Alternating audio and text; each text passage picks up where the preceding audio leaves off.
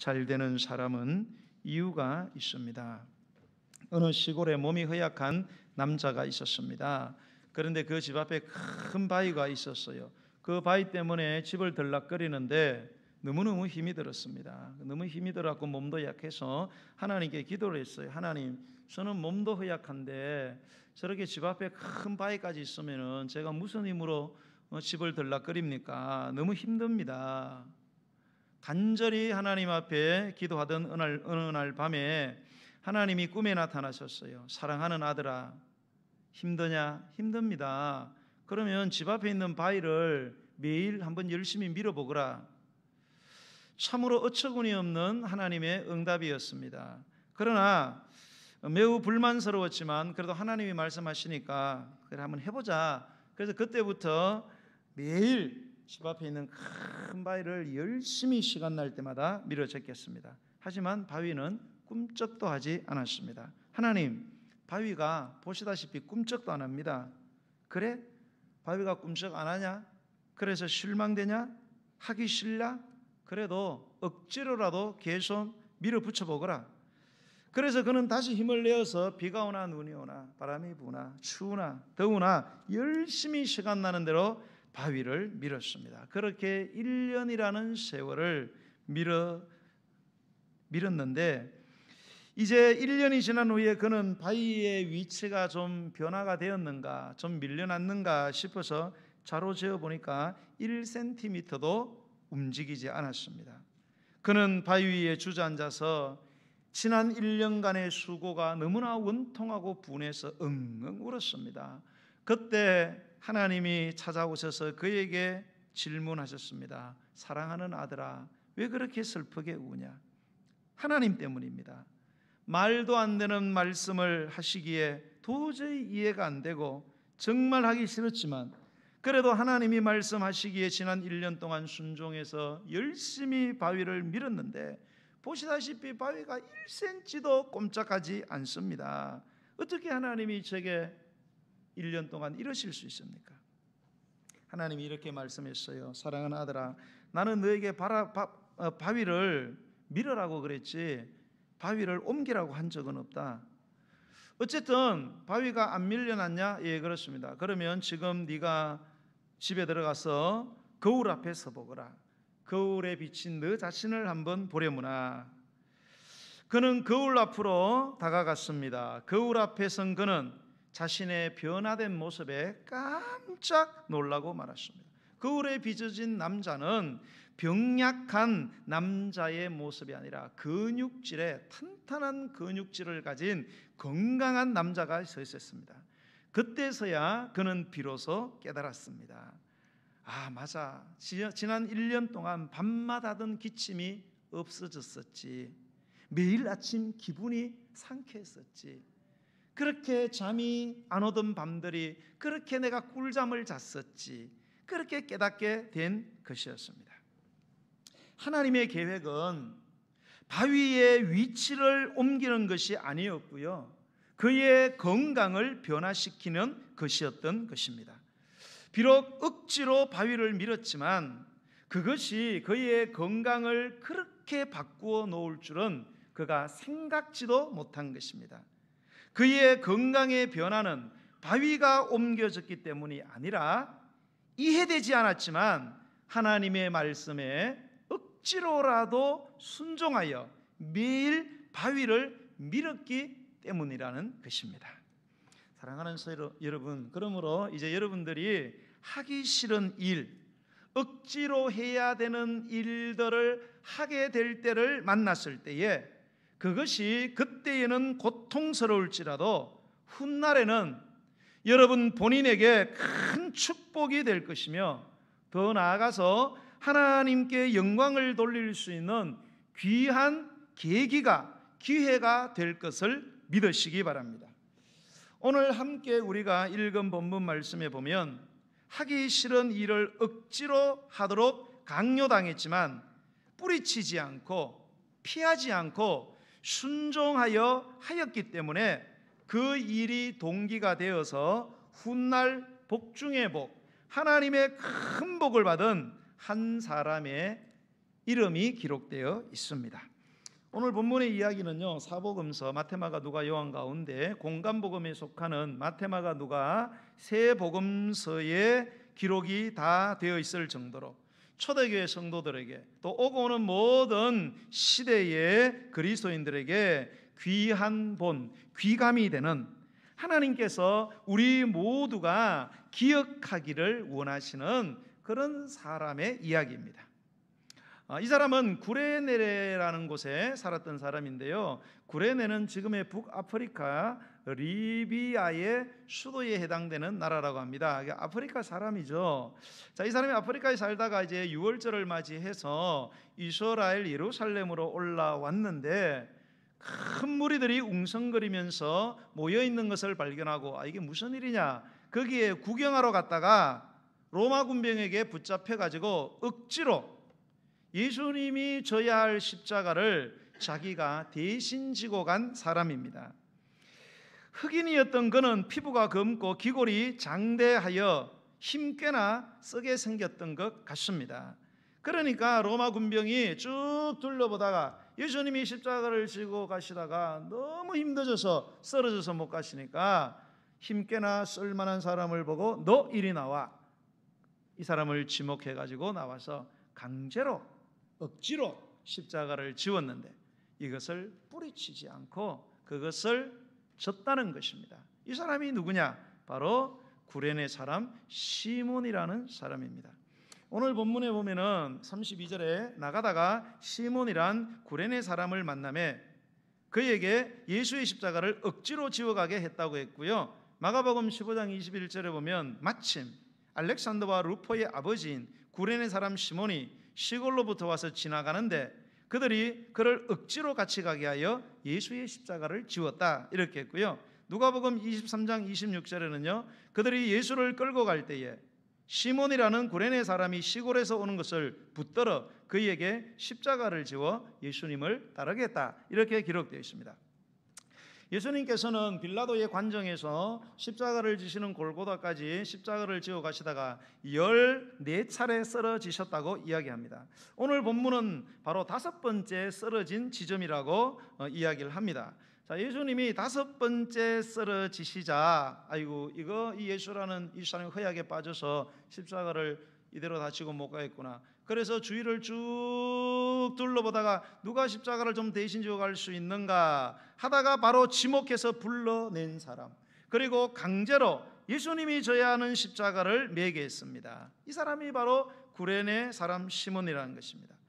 여러분이 시몬이라고 입장 바꾸어 한번 생각해 보세요.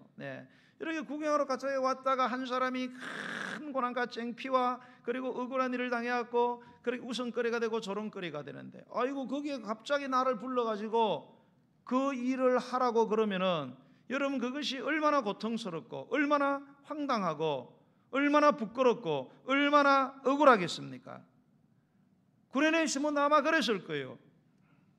무슨 이런 청천벽력 같은 이런 일이 나에게 일어나나? 왜 내가 이렇게 끌려 들어가야 되나? 그래서 지목이 되어서 강제로 십자가를 지웠을 때 그는 피하지 않았어요. 많은 군중이 있었기 때문에 피하고자 하면 왜 피하지 못했겠어요? 그러나 피하지 않고 강요된 그 십자가를 지고 감으로써 그것이 계기가 되어서 훗날 그의 인생과 그의 자손이 성경에 남을 정도의 엄청난 축복을 받았다는 성경의 증언을 믿으시기 바랍니다. 여러분 마가복음 15장 21절에 보면은 그에게는 알렉산더와 이 루포라는 두 아들이 있었어요. 구레네 시몬의 두 아들이 알렉산더와 루포입니다. 이 사람들은 성경을 우리가 이제 보게 되면은 이 사람들은 나중에 큰 믿음의 사람이 되어 가지고 이 위대한 그 선교사 사도 있지 않습니까? 바울 사도와 함께 인류 구원의 이 선교 사역에 그 위대한 동력자가 이 사람의 두 아들이 되게 됩니다. 또 로마서 16장 13절에 보면 이런 말씀이 있습니다. 주 안에서 택하심을 입은 루포와 그 어머니에게 문안하라. 그 어머니는 곧 내 어머니라. 이런 말합니다. 여러분 로마서는 누가 쓴 책입니까? 바울이 썼어요. 바울이 이런 말을 한단 말입니다. 자, 주님 안에서 택하심을 입은 루포가 누굽니까? 이 구레네 사람 시몬의 두 아들 가운데 하나잖아요. 알렉산더와 루포. 자, 이 루포와 그 어머니에게 문안하라는 거예요.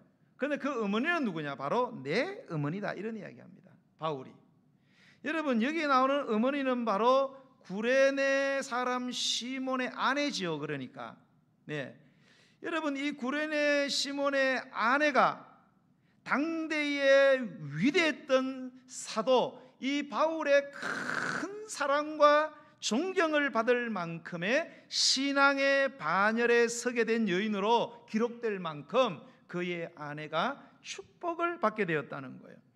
그리고 사도행전 13장 1절에 보면요, 그 안디옥 교회가 나옵니다. 안디옥 교회는 그 유일하게 평신도들이 가서 개척했던 이방 교회입니다. 그런데 평신도들이, 목사가 아니라 평신도가 개척했는데 막 어마어마한 숫자가 모이기 시작합니다. 초대형 교회, 당시의 세계에서 가장 큰 교회로 그렇게 부흥을 하는 거예요. 그래서 예루살렘에서 바나바 목사를 보내고 나중에 이제 바울도 바나바가 불러와 가지고, 왜 사람이 너무 많이 모이니까 거기에서 이제 사역을 하다가 나중에 이제 바울과 바나바를 선교사로 파송을 하게 되잖아요. 세계 선교의 중심지입니다. 세계 선교의 중심지고 번성하는 교회고, 정말로 기하급수적으로 부흥하는 이 교회를 이끌어가는 그 평신도들 가운데 5명의 지도자가 있었어요. 아마 5명의 장로의 그룹 뭐 그런 거 아니겠나. 5명의 아주 위대한 지도자들이 있었는데 그 중에 한 사람이 누군가 하면 성경에 보면 니게르라 하는 시몬, 이렇게 니게르가 뭔가 막 금따, 흑인이다 그런 뜻입니다. 이 구레네 사람 시몬이지요. 이 사람이 이 안디옥 교회에 그 위대한 지도자 가운데 한 사람으로 뭡니까? 그 자리에 앉아서 하나님의 위대한 사역을 하고 사도 바울을 파송하는 이런 일에 주축이 되었다는 것입니다. 이 얼마나 놀라운 일이고 이 얼마나 엄청난 축복입니까? 자, 우리가 이런 것을 볼 때에는요, 그가 억지로라도 예수님의 십자가를 진 것은 형벌도 부끄러운 것도 억울한 것도 아니었고 바로 축복이었다는 사실을 우리가 알게 되는 거죠. 시몬은요, 억지로 진 십자가가 자기의 운명을 이렇게 바꾸어 놓을 것이라고는 아마 상상도 못했을 거예요. 구레네 시몬은 무명의 사람이었습니다. 아프리카 한 도시에 무명의 한 사람일 흑인이었어요. 그러나 예수님의 십자가를 억지로 대신 진 것이 계기가 되어서 교회의 위대한 지도자가 되고요, 온 가족이 하나님께 칭찬받고 인정받는 믿음의 반열에 서게 되고요, 하나님의 동력자로서 성경의 기록에 되어서 오늘 이 시간에 우리에게까지 교훈이 되고 있으니, 여러분, 이런 축복이 어디에 있습니까? 여러분, 이들이 하늘나라 가서 받을 상급을 여러분 한번 상상해 보시기 바랍니다. 아마 이분들이 하나님의 나라에 가서 받을, 여러분, 예수님 외에 예수님의 십자가를 진 사람이 누가 있습니까? 12제자 다 도망쳤어요. 엉뚱한 사람이 십자가를, 예수님이 14번 쓰러졌다면 이 사람이 골고다 언덕까지 지고 간 건 아닌 것 같아요. 한 코스만 지고 간 것 같아요. 그럼에도 불구하고 그 14번 가운데 한 코스만 십자가를 졌는데도 하나님께서 이 가정을 이렇게 축복하였으니 하늘에서 줄 상급은 상상을 초월하는 줄로 믿으시기 바랍니다. 여러분, 우리는 이 세상에 영원히 살지 않습니다. 여러분, 곧 하늘나라 가야 돼요. 여러분, 죽음이 우리에게 불청객처럼 다가옵니다. 여러분, 총각은 오래 삽니까? 아닙니다. 여러분, 어린아이라고 오래 삽니까? 아니에요. 그런 말 있잖아요. 오는 건 순서도 가는 건 순서가 없어요. 여러분, 죽어서 끝나는 게 아닙니다. 여러분, 우리는 다음 생을 위해서 하나님이 이 생을 우리에게 준비하라고 주신 거예요. 여러분, 이 땅에서 열심히 여러분 주님 십자가 지시기 바랍니다. 어떤 분들은 그래요. 목사님은 아주 그 수가 좋으시다고 하늘 상급 이야기를 막 하면서 막 이 땅에서 열심히 우리 막 이렇게 헌신하게 하려고 아주 수가 좋으시다 그러는데, 여러분, 그렇지 않습니다. 또 어떤 분은 그래요. 목사님은 저급하게 상급 받으려고 그렇게 우리가 믿음 생활합니까? 이런 이야기합니다. 그런 이야기 하시면 안 돼요. 여러분, 하나님의 상급이 어떤 것을 알면요, 절대 그런 소리 못합니다. 하나님이 주실 상급의 크기와 가치를 알게 되면요, 우리가 뭐 상급 받기 위해서 일하냐고 이런 소리 절대 못해요. 막 정신 다 쏟아가지고 십자가 질 수밖에 없어요. 그런 분들이 되시기 바랍니다. 여러분, 초대교회에 이런 순교사화가 있습니다. 순교사 이야기가 있습니다. 우리 사도 요한이 그 제 아들 간에 가장 오래 살았잖아요. 그는 죽음에 넘겨졌어요. 기름 가마니에 들어갔는데 사람이 안 죽는 거예요. 그러니까 로마 군사들이 이놈은 기름 가마니에도 안 죽는구나. 그래서 밤모섬으로 귀향을 보냈거든요. 그 귀향을 보냈는데 간 곳이 밤모섬이잖아요. 그 밤모섬에 가면 성 요한 수도원이 있다고 합니다. 거기에 가면은 그 수도원에 벽화들이 이렇게 여러 개가 그려져 있는데 그 중에 40인의 순교자라는 벽화가 있다고 해요. 그 벽화에 얽힌 이야기가 있다고 합니다. 자, 로마 박해 시대에 이 우상 신전 제사를 거부한 크리스찬, 독실한 크리스찬 군인 40명이 뭡니까? 붙잡혔습니다. 그래서 이 로마 군인들이 이 사람들의 옷을 다 발가벗겨 가지고 아주 추운 날 얼음 위에다가, 강 얼음 위에다가 거기다가 세워놓고 얼어서 죽여버리는 것입니다. 얼쿠어서. 그러니까 막 발발 떨면서 죽을 판국이 되었어요. 그런데 그들이 살 수 있는 유일한 길이 열려져 있습니다. 그것은 뭔가 언제라도 내가 예수님을 믿지 않습니다 라고 이야기하면 그 옆에는 불을 피워놓고 이 큰 통에다가, 목욕탕에다가 뜨거운 물을 데피고 있었는데, 누구든지 예수를 부인하면은 저 뜨뜻한 목욕탕에 가서 목욕 시큰할 수 있다. 언제든지 기회는 주어져 있으니까 알아서 해라. 그리고 거기다가 발가벗겨 놓고 사람을 죽이는 것입니다. 그때 40명의 군인들은 그 죽어가면서 하늘나라를 향해서 찬양을 드리기 시작합니다. 찬양을 부르는데 하늘의 문이 열리면서 천사들이 쫙 내려오는데 금면류관을 다 가지고 하나씩 다 갖고 내려오는 거예요. 왜요? 순교하는 그 군인들에게 금면류관을 상급으로 주려고 금면류관을 갖고 쫙 내려오는데, 내려오다가 한 천사가 그만 울상을 하고 하늘나라로 올라가는 거예요. 그래서 그 보초를 쓰고 있던, 그 불을 펴고 있던 그 로마 군사가 왜 저 천사는 왜 올라가는 거지 하고 이렇게 보니까 그 40명 가운데 한 사람이, 다른 사람들은 다 찬송 부르면서 죽어가는데 아이고 이 사람은 뭡니까? 막 목욕탕 쪽으로 막 흘려볼 때 뛰어가고 있더라는 거예요. 왜요? 너무 추워서 예수를 부인해 버렸습니다. 예수 믿고 이렇게 내가 비참하게 죽을 바에야 내가 뜨뜻한 내가 목욕탕에 들어가겠다. 그래 가버린.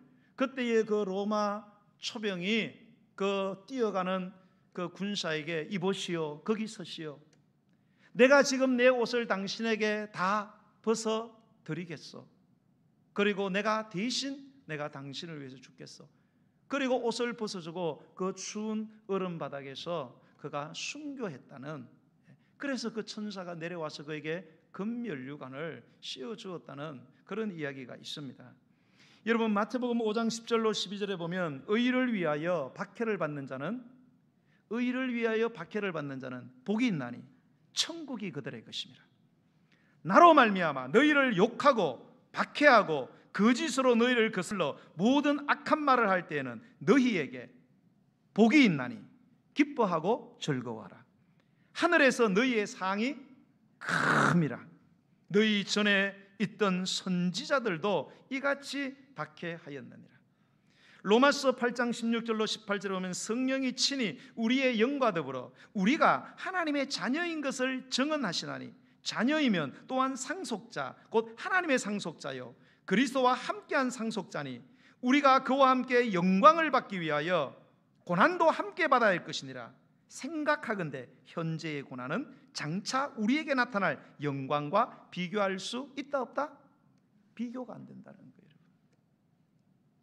우리가 예수님 때문에, 내가 예수님의 십자가를 지고 가는 것 때문에 고난당하고 박해당하고 욕먹고 억울한 일 당하고 애매한 고난 당할 때에 그게 복이라는 거예요.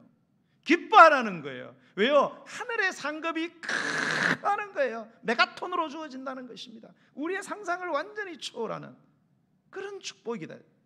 하나님의 자녀가 되어서 하나님의 상속자가 되죠. 하나님의 거 다 우리 거예요. 얼마 전에 뭐 이건희 씨 아들 이재용이가 물려받을 수 있는 게 아니고 뭐 상속세를 10조를 냈다는데 그 정도가 아니에요. 하나님의 것을 상속받는, 그러니 그런 영광을 얻기 위해서는 이 땅의 고난도 잠시뿐이니 그것을 기쁨으로 받으라는 것입니다. 할렐루야. 오늘날 보세요. 코로나가 오니까 여러분 얼마나 어렵습니까? 사실 우리가 고난 당하는 이유는 여러 가지가 있어요. 정말로 예수님을 잘 믿다가 선을 행하다가 당하는 고난, 또 하나는 죄 지어서 당하는 고난, 이런 건 절대로 당해서 안 됐죠. 헷갈리는 고난이 하나 있어요. 그게 뭐예요? 애매한 고난. 요즘 번역에 보면 억울한 고난이죠. 아리까리한데 이게 잘못 걸려가지고 고난을 당하는 거예요. 오늘날 여러분 교회가 코로나의 본산지가 되어버렸어요. 여러분 교회가 정말로 코로나의 본산지입니까? 아니에요 여러분. 한국에는 6만 교회가 있어요. 6만의 교회에서 코로나 모임 해가지고 코로나가 된 교회는 불과 몇 교회, 0.0000 몇 프로에 불과해요. 그런데 언론이 마치 교회가 코로나의 본산지인 것처럼 매도하고, 목회자들은 정신 못 차리고 그것도 모르고 그게 맞는 말인 것처럼 다 받아들이고, 그 지하철 다 중단시켜야죠. 사회적 거리가 안 되는데 수백만의 사람들이 매일 지하철에서 부대끼면서 거기서 다 번졌지 교회에서 번졌겠어요? 그러니까 여러분 직장에서도 교회 다니는 거 욕먹잖아요, 그죠? 여러분 복인 줄로 믿으시기 바랍니다. 그게 복이에요 여러분. 내가 예수 믿기 때문에. 예. 뭐 어떤 양로원에서는 뭐 이렇게 양로원 코로나 이렇게 있던 중에 열린 양로원에서는 우리 교회 다니시는 우리 집사님 가운데 교회에 오니까 2주 나오지 말래요. 예. 무슨 교회가 무슨 코로나 무슨 뭐 본산진 것처럼 해갖고 가만 묻는데 경로에서 교회 갔나? 갔습니다. 2주 나오지 마. 2주 못. 한 전도사님이요 부산에서 목회를 하시다가 그 자기 교회 성도한테 봉변당했다는 이야기를 하더라고요. 뭔 봉변당했냐 그러니까 자기가 전도한 성도가 있는데 이 성도가 찾아와가지고 자기를 그렇게 원망을 하더래요. 전도사님, 내가 예수님을 안 믿고 몰랐더라면 내가 죄인인 줄도 모르고 내 마음대로 살 수 있을 텐데 전도사님이 나를 그만 전도를 해가지고 내가 너무 힘들다는 거예요. 막 성을 내면서 화를 내더라는 거예요. 예수 믿으니까 못하는 게 너무 많고 하지 말라는 것도 많고 막 세상 재미 못하는 거 못하니까 나를 왜 예수 믿게 해가지고 이렇게 사람을 힘들게 하냐고 와가지고 막 화를 내고 그러더래요. 그렇죠 여러분. 저나 여러분이나 예수님 모르고 여러분 교회 안 나왔으면 아마 마냥 우리 마음대로 살았을 거예요. 오늘 여기 계시겠어요? 예. 산으로 가고 들로 가고 놀러 가고 가지 않았겠어요? 그런데 예수를 믿고 나니까 여러분 정말로 세상적인 것들을 내려놓을 게 너무 많잖아요. 행동뿐만 아니라 생각도 절제해야 돼요. 말도 절제해야 돼요. 가는 것도 만나는 사람 먹는 것도 절제해야 돼요. 6일 동안 열심히 일하고 얼마나 피곤해요 여러분. 또 주일 돼갖고 또 주일 나와야 돼요. 예배만 드리라 그래요. 또 봉사를 또 하라 그래요. 회사 가서는 세상에 가서는 또 빛과 소금의 역할을 감당하라고 하니 이것이 짐이 되어가지고 왜 나를 이렇게 힘들게 하냐는 그런 말도 안 되는 소리를 하는 그런 그리스도인들도 있다는 거예요. 여러분 어떠세요? 여러분 예수님 믿는 게 힘드세요? 예수님 믿는 게 짐이 되십니까? 여러분 하나님의 말씀에 순종하는 게 부담이 되세요? 그것이 바로 여러분이 억지로 지고 있는 십자가라는 사실을 여러분 기억하시기 바랍니다. 그러나 진실로 그 십자가는요 영광스러운 십자가고요 여러분에게 고마운 십자가고요 축복된 십자가라는 사실을 믿고 깨닫는 복이 있기를 주의 이름으로 축복합니다. 그러므로 여러분 첫 번째 주일 성수의 십자가를, 즉 예배의 십자가를 억지로라도 지시기 바랍니다. 감리교회 창시자 존 웨슬리 목사님은 1738년 5월 24일 3일 저녁에 그날따라 3일 예배에 가기가 너무너무 싫었어요.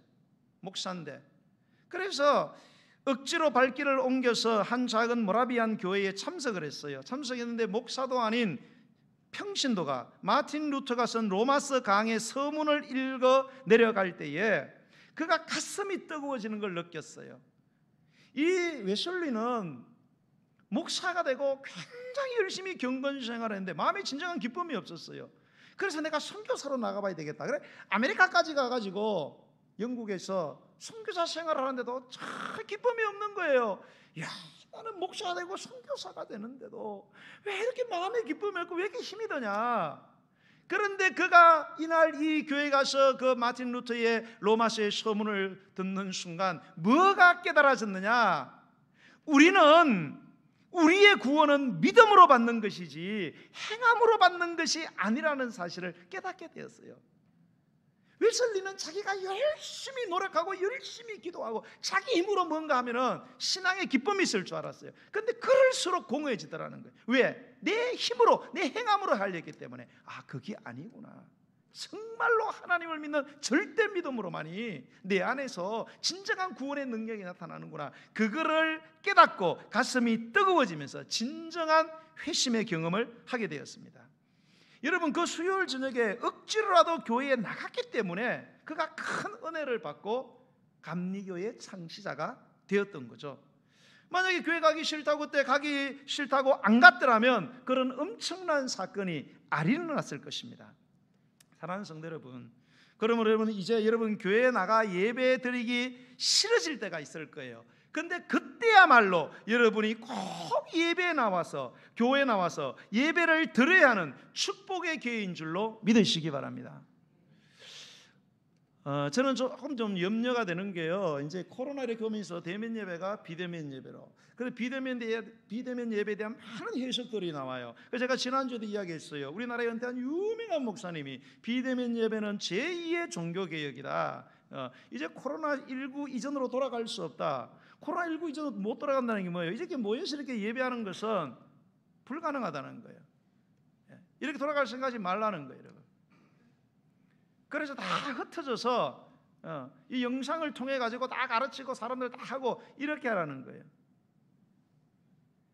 여러분 절대 그렇지 않습니다. 여러분 구약의 예배가 비대면 예배였어요. 여러분 구약에는 이스라엘 백성들 하나님이 지금 대면을 못해요. 대면 예배가 불가능했어요. 하나님 보면 바로 죽어요. 그래서 하나님이 어떻게 했어요? 선지자를 보내가지고 하나님의 말씀을 전했어요. 그 선지의 말을 듣고 하나님을 만나게 되는 거예요. 하나님의 뜻을 알게 되고. 이게 비대면 예배잖아요. 그렇게 선지자를 많이 보내고 하나님이 당신의 백성을 사랑한다는 것을 비대면으로 계속 이야기하는데 이스라엘 백성이 말 들어요, 안 들어요? 말 안 듣습니다. 선지자 다 죽여버렸어요. 그리고 성경의 마지막 성경이 뭐예요? 말라기잖아요. 말라기 1장에 뭐라고 돼 있어요? 하나님이 내가 너를 사랑한다 그러니까 아유 하나님 농담하지 마세요. 하나님이 언제 우리 사랑했습니까? 내가 사랑했지. 내가 에서가 아니라 야곱을 사랑한 것처럼 너를 사랑했다. 원래 축복은 에서가 받아야 되는데 장자니까. 그러나 내가 야곱에게 해준 것처럼 너희들을 사랑받을 자격인데 내가 사랑했다 그러니까 하나님 그런 거짓말 자꾸 하지 마세요. 맨날 보내가지고 선지자 보내가지고 우리 두들겨 패고 맨날 심판의 메시지를 보내고 그런 소리 하지 마시라고. 왜요? 하나님을 직접 못 보니까 선지자 통해서만 하나님을 이야기. 이거 비대면 예배예요. 그래서 결국은 이스라엘의 예배가 타락하고 완전히 타락해요.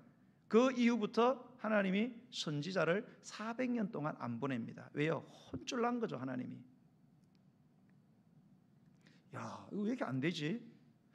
어떻게 이렇게 내 마음을 모를까? 왜 이렇게 내 백성이 내 마음을 모르고 나를 대적하고 내 종들을 죽이나? 왜요? 비대면 예배 드리니까. 안 통하잖아요, 여러분. 그래서 이분들이 성삼일체 하나님이 하늘에서 고민을 한 거죠. 어쩌면 좋겠냐? 그러니까 그 중에 아마 한 분이 그렇게 비대면 예배를 드려서 그렇다. 대면 예배를 드려야지. 우리가 내려가자. 우리 가운데 하나가 직접 내려가서 대면에서 우리가 저들을 한번 보자. 그러면 안 되겠나? 좋습니다. 대면해야 될 것 같습니다. 그게 성육신이잖아요. 그래서 예수님이 내려오셔서 그 대면 예배 드릴 때 얼마나 어려움이 많았어요. 가난한 데 태어나서 멸시천대당하고 모욕당하고 좋은 일 하고도 욕먹고 그러다가 죽었지만은 왜 내려왔어요? 대면해야만 인간이 하나님의 사랑을 알기 때문에. 그렇게 대면 예배를 열어놨더니 코로나가 왔다고 다시 비대면 예배로 돌아가자니 그거는 십자가를 안 지겠다는 거예요. 여러분, 여러분 예배의 십자가를 지시기 바랍니다. 지셔야 돼요. 하나님이 다 오라고 문을 열어놨는데 우리가 문을 닫아버리면 어떻게 합니까? 그러므로 여러분 예배의 십자가를 억지로라도 지게 되는 복이 있기를 축복합니다. 헌금 생활에 십자가를 억지로라도 지십시오. 바울은 고린도후서 9장 6절과 7절에서 고린도 교인에게 이런 말을 해요. 이것이 곧 적게 심는 자는 적게 거두고 많이 심는 자는 많이 거둔다는 말이로다. 각각 그 마음에 정한 대로 할 것이요 인색함으로나 억지로 하지 말지니 하나님은 즐겨내는 자를 사랑하시느니라. 자, 많이 심으면 많이 거두고 적게 심으면 적게 거두죠. 당연하죠. 예. 근데 이게 헌금의 원리에 적용이 된다는 거예요. 바울은 이거를 헌금의 원리에다가 적용을 시켰어요. 예. 그런데 여기 보면은 그런 말을 해요. 자, 각각 마음에 정한 대로 하는데 인색함으로나 억지로 하지 말래요. 하나님은 즐겨내어야 사랑하신대요. 복을 준다는 거죠. 여러분 이 말씀은요, 우리가 이 헌금을 하다 보면 인색한 마음, 아까운 마음이 들 때가 있죠. 그죠? 아, 오늘 10,000원 해야 되는데 딱 했는데 20,000원이 나왔어. 아이고야, 해피로 20,000원이 나오나. 자, 인색한 마음이 들 때 있어요. 그 다음에 뭐예요? 억지로. 예. 그래, 내가 그래도 이제 내가 평신도에서 한 1년은 믿었는데 세례도 받았는데 집사 됐는데 내가 안수 집사 되고 장대 권사 되고 내가 그래 부서장이고 내가 그리고 어느 기관의 회장인데 근데 이 정도는 해야 돼. 이 억지로 해야 되는 그런 상황이 여러분 올 수가 있습니다. 그럴 때에 성경 봐라, 인색함으로나 억지로 하지 말아라. 그런 마음이 들 때는 내도 휴지 조각이니까 내지 말아라. 이거 가르치려고 바울이 이야기한 게 아닙니다, 여러분. 왜 이런 말씀이 있는가 하면 헌금의 축복을 아는 사람이 되어서 헌금할 때에 절대로 인색함으로나 억지로 하지 말라는 거예요. 그건 어리석은 거라는 거예요. 즐거운 마음으로 하라는 거예요. 헌금의 축복의 비밀을 알게 되면 절대로 인색함이나 억지로 할 수가 없다는 거예요. 기쁜 마음으로 할 수밖에 없다는 거예요. 왜요? 농사의 법칙이 적용되기 때문에 그러는 거예요. 그래서 심는다는 농사 이야기를 하는 거예요. 장사의 법칙은 많이 거둬봤자 10배를 못 거두어요. 안 그러겠어요, 여러분? 내 본전을 가지고 10배를 받으면 그거 도둑놈이라 그러죠. 요거도 먹어요. 그러나 농사는 그렇지 않아요. 하나를 심으면 최소한 몇십 개가 열립니다. 어떤 거는 몇백 개가 열려요.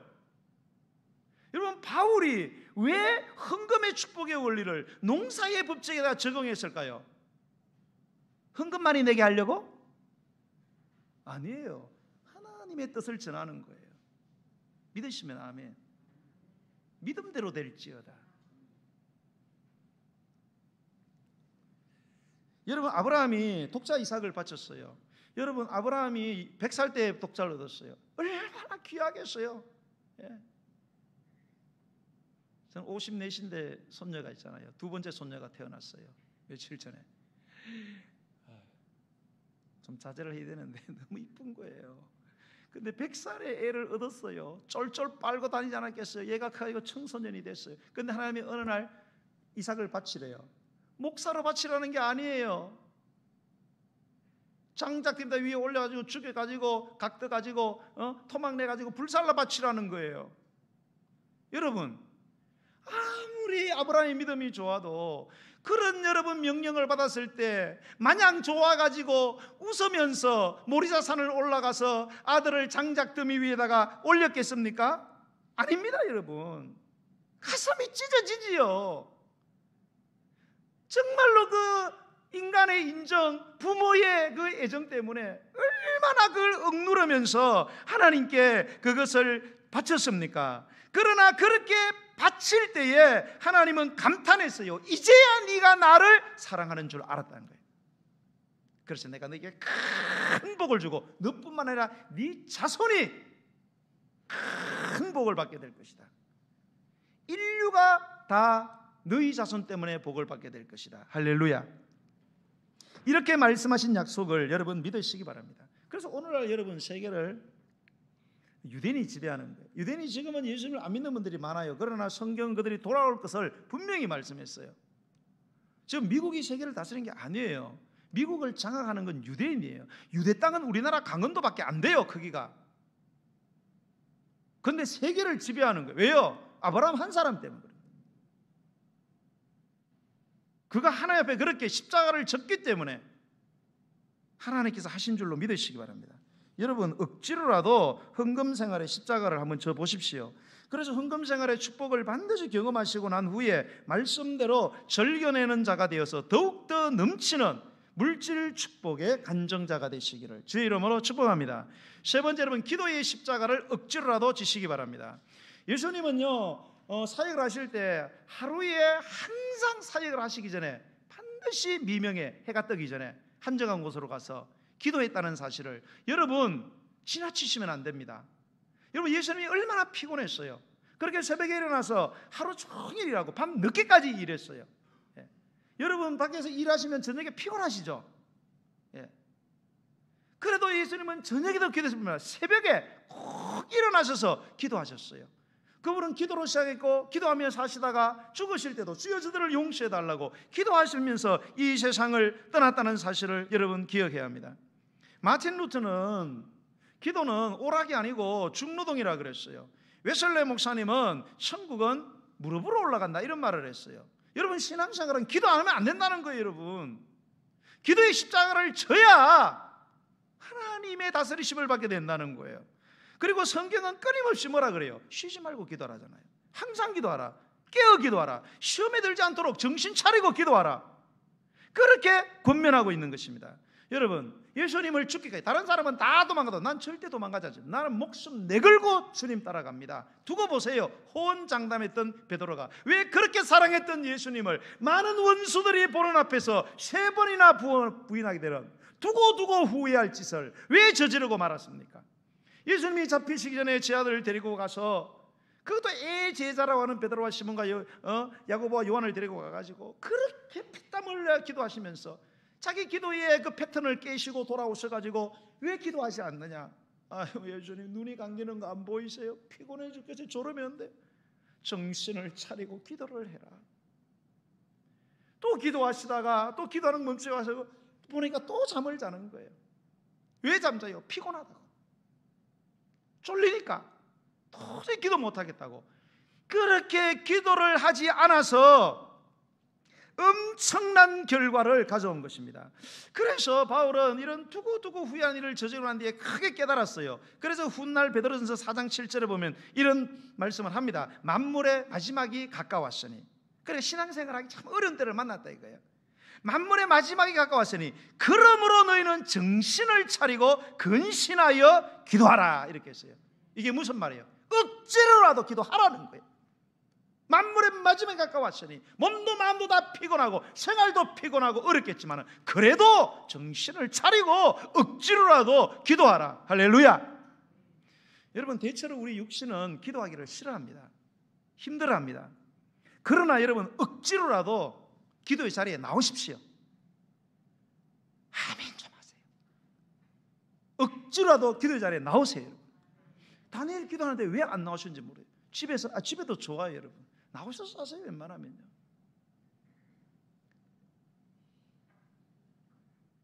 그리고 기도 자리에 와서 여러분 부르짖어 기도하십시오. 어떤 때는 기도하게 될 때 정말로 기도가 안 나올 때가 있어요. 기도 정말로 안 나온다. 그걸 가시는 분들이 있어요. 절대 그러지 마세요. 여러분 기도가 안 나오면은 소리를 지르세요.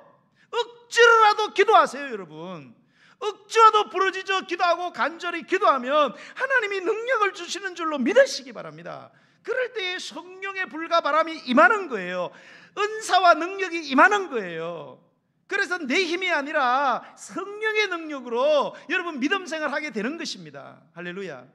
저는 아침마다 3층에 거기에 제가 이렇게 흔들은 자에 이렇게 앉아갖고 성경을 이제 보거든요. 새벽에 맞추고 기도하고 있는데 창문이 하나 있잖아요. 창문 밖에 나무들이 쫙 있잖아요. 그죠? 어느 날 이렇게 있는데 조용하더라고요. 그런데 갑자기 막 나무가 막 이파리가 막 떨면서 막 낙엽들이 막 우르르 떨어지더라고요. 그를 보면서 성령께서 이런 깨달음을 주신 거예요. 우영아 보느냐 이게 뭐를요? 봐라, 바람이 부니까 요동치지 않느냐? 바람이 부니까 놀라운 변화가 일어나고 이파리들이 막 떨면서 다 떨어지지 않느냐? 네가 성령의 바람을 맞는다면 이런 놀라운 일이 일어날 것이다. 할렐루야. 그러면서 기도할 마음을 주시더라고요. 할렐루야. 그래요. 성령의 바람이 불어제끼면요 그냥 모든 것이 다 이루어지는 줄로 믿으시기 바랍니다. 마지막 네 번째로 전도의 십자가를 억지로라도 지십시오. 마가복음 1장 38절을 보면 이르시되 우리가 다른 가까운 마을들로 가자. 거기서도 전도하리니 내가 이를 위하여 왔노라. 이렇게 말씀합니다. 누가복음 14장 23절을 보면 주인이 종에게 이르되 길과 산 울타리로 가서 사람을 강권하여 데려다가 내 집을 채우라. 이렇게 이야기했어요. 이게 뭐예요? 억지로라도 전도하라는 거죠. 억지로라도 하나님의 집을 채우라는 거예요. 여러분 전도가 뭡니까?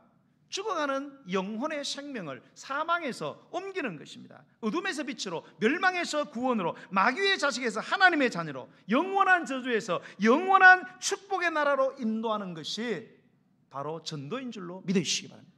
영혼의 생명을 구하는 거예요. 여러분이 정말로 중요한 일을 하기 위해서 가다가 아이고 개울가를 지나는데 개울가가 얕아가지고 애들이 막 놀다가 그만 포크레인을 판데 한 놈이 들어가서 어프어프하고 죽어가고 있어요. 여러분이 정말로 중요한 일을 하고 가고 있는데 여기 애가 죽어가고 있어요. 여러분 어떻게 하실 거예요? 중요한 일 하러 가실 거예요? 얘 살리러 들어가실 거예요? 살려야지요. 아무리 중요한 일이 있어도 목숨 살리는 것보다 더 중요한 게 어디 있어요, 여러분? 여러분 영혼을 구원하는 것보다 더 중요한 게 어디 있습니까, 여러분? 그러므로 전도의 십자가 지는 것이 때로는 부끄럽고 사람들이 전도 안 하는 이유가 두 가지래요. 감정적으로. 첫 번째 부끄러워서 안 한대요. 쪽팔리고 창피해요. 또 거절당하고. 두 번째는 두려워서 안 한대요. 이 창피함과 그래서 바울이 로마서 잖아요. 나는 뭡니까? 복음을 부끄러워하지 않는다. 왜? 많은 사람들이 복음 전할 때 부끄러워한다는 거예요. 그럴 일이 아니에요. 사람 죽어가는데 지금 부끄러운 게 어디 있어요? 살리고 봐야지.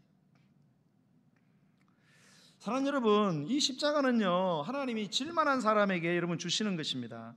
여러분 아까도 말했지만 로마 군병이 무력하고 허약한 사람에게 십자가를 지은 것이 아닙니다. 구레네 시몬이 건장하고 질만하니까 그를 지목에서 불러서 맡겼듯이 오늘날 우리에게 지워지는 이 예배의 십자가, 헌금의 십자가, 기도의 십자가, 전도의 십자가, 우리가 다 질만하기 때문에 하나님이 불러서 예수님 믿게 했고요, 우리를 축복하시기 위해서. 안 믿으면 이런 거 안 지잖아요. 그런데 믿게 해서 이 십자가를 지우신 것은 다 여러분이 질만하기 때문에, 그리고 그거를 지면 그것이 복이 되기 때문에 하나님이 부르신 줄로 믿으시기 바랍니다. 여러분 억지로 십자가가 여러분에게 지워질 때 이후로는 절대 도망가지 마세요. 피하지 마시고 자꾸 핑계대지 마세요. 아유 목사님 다음에 할게요. 내년에 할게요. 내년에 뭐 살아있을지 어떻게 알아요? 내년에 없으면 어떻게 할 거예요? 하나님 차차 할게요. 여러분 그러지 마시고 여러분 오늘 여러분에게 주시는 십자가가 있으면 감사하는 마음으로 오늘 받아서 지시기 바랍니다. 훗날에는 반드시 여러분이 감사하는 날이 올게 될 것을 믿으시기 바랍니다. 여러분 억지로 지웠지만은 끝까지 지고 간 구레네 시몬의 제12대 손이 누구냐? 여러분 로마라는 나라가 기독교를 엄청나게 박해했습니다. 상상을 초월한 박해를 했어요. 그러나 여러분 기원 후 313년에 로마 황제 콘스탄틴 대제가 전투에 나갔다가 예수 그리스도가 보여주는 환상을 보고 그가 하나님의 능력을 입어 그 패할 전투에서 큰 승리를 이루고 그가 하나님을 만나는 경험을 해요. 그리고 돌아와서 개종을 해버립니다. 그가 개종을 하니까 로마 전국이 다 뭡니까? 기독교 국가가 되었다는 거예요. 그런데 이 콘스탄틴 대제가 누구냐? 이 구레네 시몬의 제12대 손이라는 거예요. 이게 역사적으로 밝혔다. 여러분 구레네 시몬이 이게 상상이나 했겠어요? 여러분? 사랑하는 성도 여러분, 그러므로 이제부터 여러분 각자에게 주어진 십자가를 짐보따리, 부담보따리로 생각하지 마세요. 여러분 축복의 보따리, 금덩어리라고 생각하세요. 자, 여러분, 우리 여자분들 80kg 질 수 있어요? 쌀 한 가마니. 오건사님 80kg 쌀 지시겠어요? 장동현 지사님 120kg 쌀 좀 힘들겠죠? 근데 금덩어리 120kg 지시겠어요?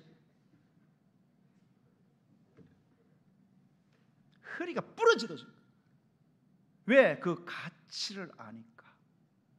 가치 아니까. 금덩어리 120 주는데 내가 80kg 못 져도 사람이 지게 돼 있어요. 힘은 들지요. 그럼 마음은 기뻐지요. 그리고 내가 진 것은 내게 축복이 되는 거예요. 여러분, 하나님이 여러분이 주신 십자가 진보따리 아닙니다. 축복의 보따리입니다. 그리고 그렇게 여기시고 주여 이런 복을 내게 주시니 이게 왜 떡입니까? 감사합니다. 끝까지 지고 갈 수 있도록 성령님 나를 도와주시옵소서. 기도하는 저와 여러분 되시기를 주의 이름으로 축복합니다. 네, 우리 찬양하며 나아가시겠습니다. 오늘 우리 함께 부를 찬양은 십자가를 질 수 있나? 주가 물어보실 때 죽기까지 따르오리. 성도 대답하였다.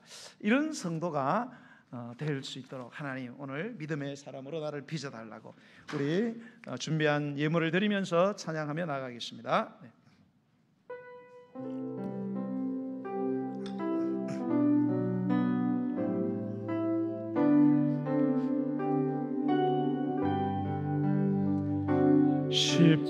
십자가를 질 수 있나? 주가 물어보실 때 죽기까지 따르오리.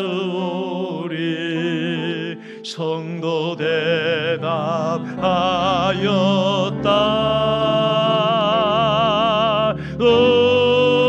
우리의 심령 주의 것이네. 주님의 형상 만드소서.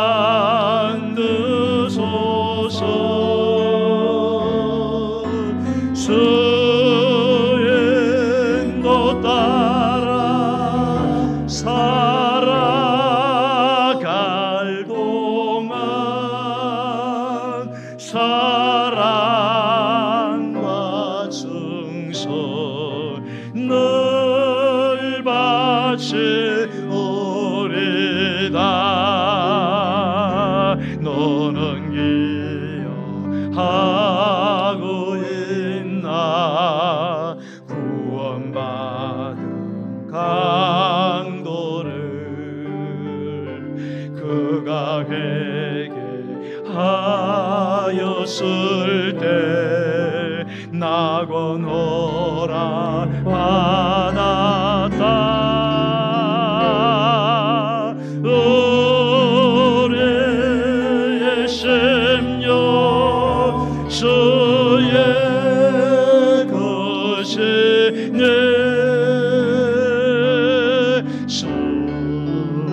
주님의 형상 만드소서. 주의 인도 따라 살아갈 동안 사랑과 증선 늘 바치오리다.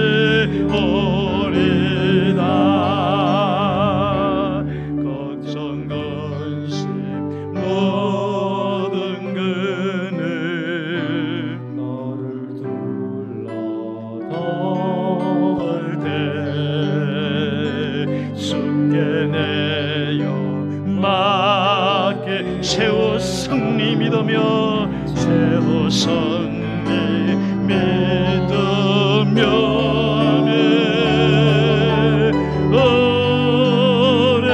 우리의 심령 주의 것이네.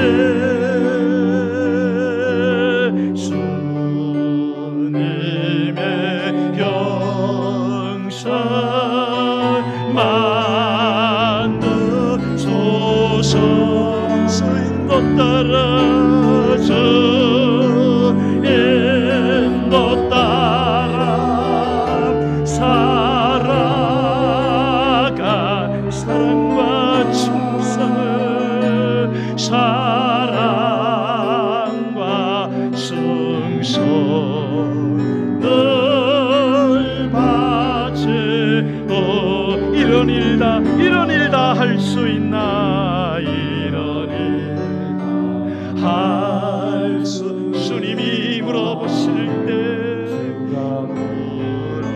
물어보실 때 용감한 자 바울처럼 선뜻 대답하리라.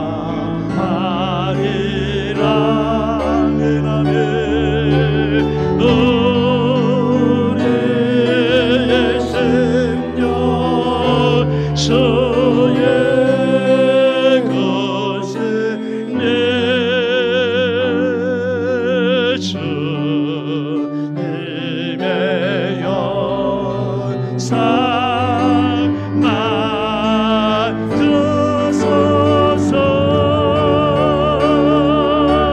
주의 또 따라 살아갈 동안 사랑과 충성 늘 바치오리라.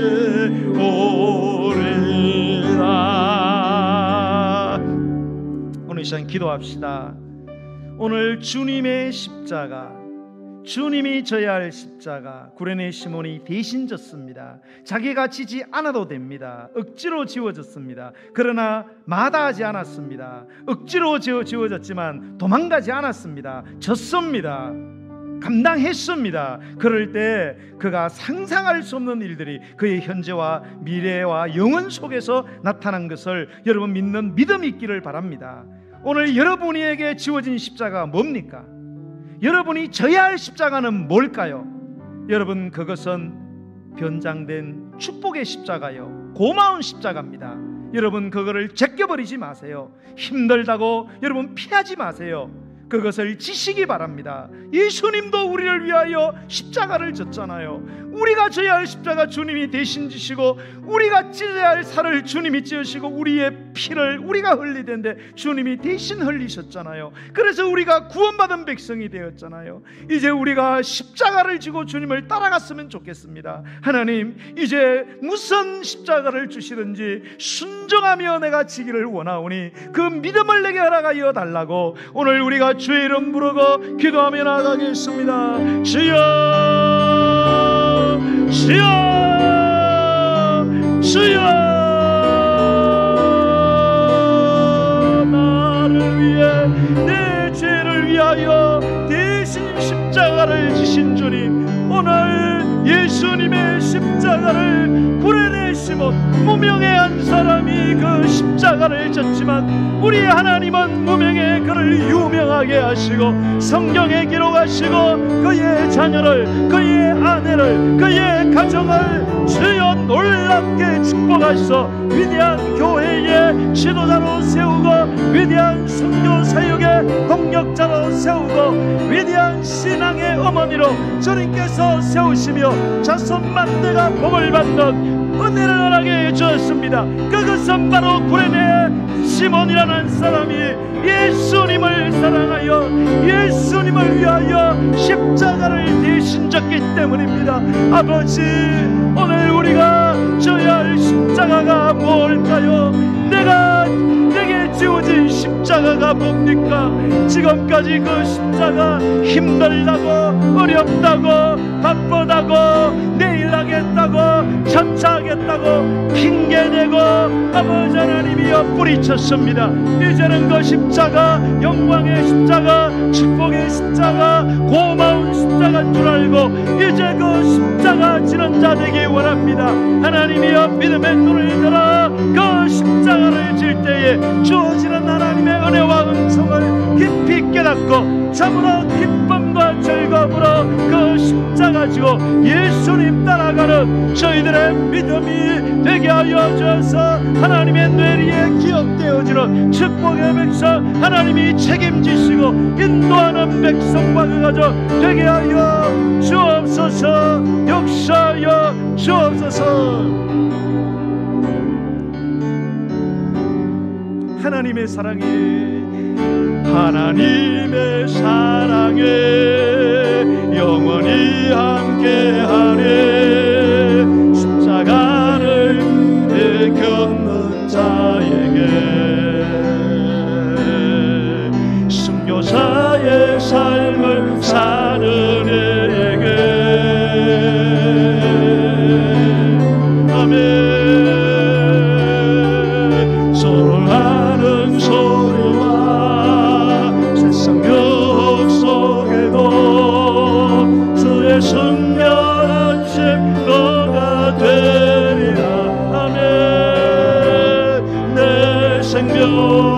생명 주님께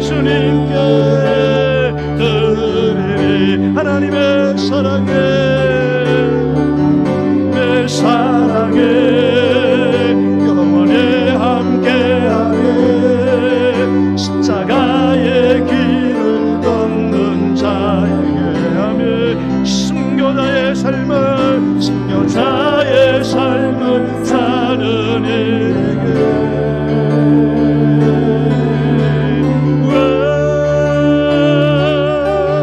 절언하는 소리와 세상 역속에도 주의 순결한 신부가 되리라. 내 생명 주님께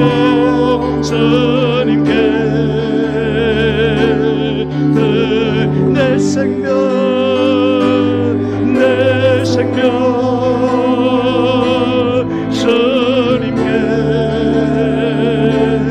드리.